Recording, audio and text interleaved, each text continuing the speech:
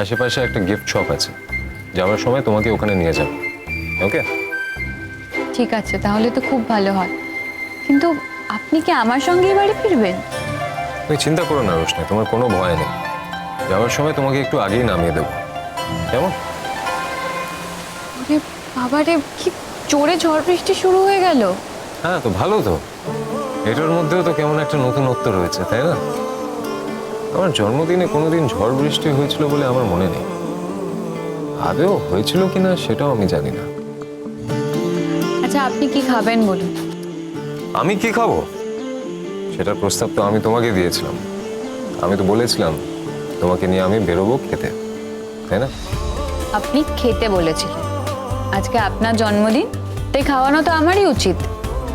আজ তো সবাই আমাকে খাওয়াবে, আজ না হয় আমি তোমাকে খাওয়ালাম।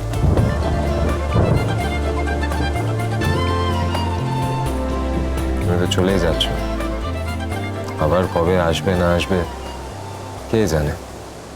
আর ফিরবো না স্যারজি, আই প্রমিস। যাই থাকুক না কেন আমার কপালে, আর বেনারস থেকে আমি এই শহরে আসছি না। অনেক হয়ে গেছে, অনেক।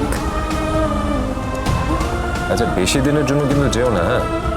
অনেক রিস্ক আছে ওখানে। রিস্ক তো সব জায়গাতেই আছে স্যারজি। বিপদের ভয় পেয়ে তো আর এক জায়গায় বসে থাকলে চলবে না। বিপদটাকে তো ফেস করতে হবে। আচ্ছা, তোমার প্ল্যানটা এক্স্যাক্টলি কি বলো তো? মানে ওখানে কি পার্মানেন্টলি থেকে যেতে চাইছো তুমি? বেনারসে যারা আছে তারা তো ওখানেই থাকে, তাহলে আমাকেই বা কেন আমার বাড়ি ঘর তোর ছেড়ে দিয়ে দিনের পর দিন বাইরে থাকতে হবে? আমারও তো নিজের বাড়ি আছে, ঘর আছে, তাহলে আমার নিজের জায়গায় থাকার অধিকারটা কেন থাকবে না? রোশনি, এটা নিয়ে তো আমাদের কথা হয়েছে, তাহলে এখন তর্ক করছো কেন? আমি তো তোমাকে বলেছিলাম ওখানে তোমার জীবনের ঝুঁকি আছে, সেসব তুমি জানো, তুমি যথেষ্ট প্রমাণ পেয়েছো, তারপরেও এই কথাটা বলছো তুমি। ঠিক আছে, দেখি ওখানে গিয়ে কি হয়। আর আপনি তো বলেছেন আপনি পুলিশের সঙ্গে কথা বলবেন। হ্যাঁ ঠিকই তো, আমি আমি লিখিতভাবে একটা সিকিউরিটির দাবি করেছি পুলিশের কাছে। কিন্তু রোশনি, তুমি তো বেনারসে কিছু দিনের জন্য যাবে, ওরা তো সব সময় তোমার দেখাশোনা করতে পারবে না। তুমি যতদিন ওখানে পরীক্ষা দিতে যাবে ততদিন ওরা তোমার টেক কেয়ার করবে, কিন্তু তারপর কি আর হবে, যা আছে আমার কপালে আমার সঙ্গে তো তাই হবে। আমি জানি তুমি রাজীবের কাছে যেতে চাও, আর ওখানে থাকলে তোমার এখানে আসতে আর ইচ্ছেও করবে না।